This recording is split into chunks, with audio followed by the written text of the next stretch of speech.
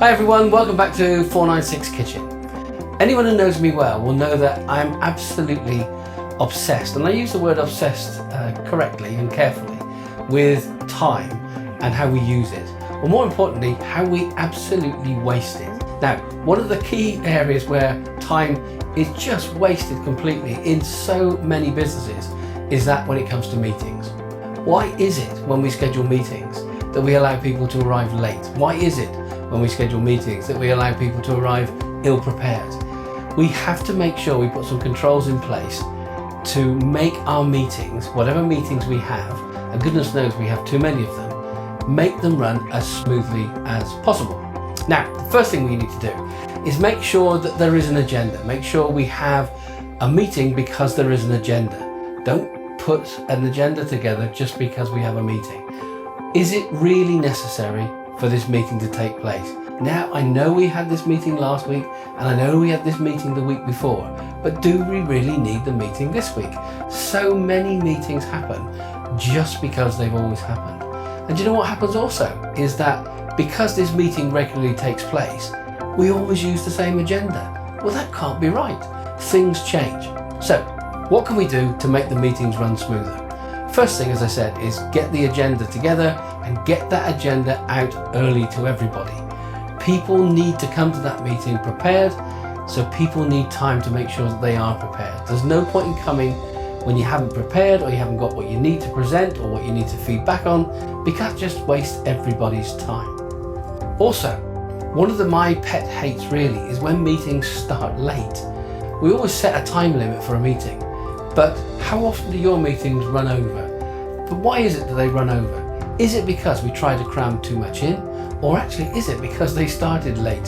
How often have you been in a meeting room waiting for somebody else to arrive? The best way to get meetings to start on time is to start on time.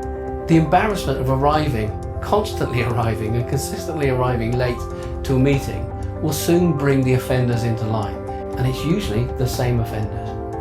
So make sure you get an agenda, make sure you get the agenda out in time, and make sure you set not just the start time, but make sure you set the finishing time. And that finishing time should allow time for things to be on the agenda. Oh, and one more thing about the agenda. Please, please, please, no any other business on the agenda. If it's important enough to bring to the table, then give it an agenda point. Now, we mentioned earlier about often having the same meeting, a recurring meeting. And what happens with those recurring meetings also is we always have them in the same room.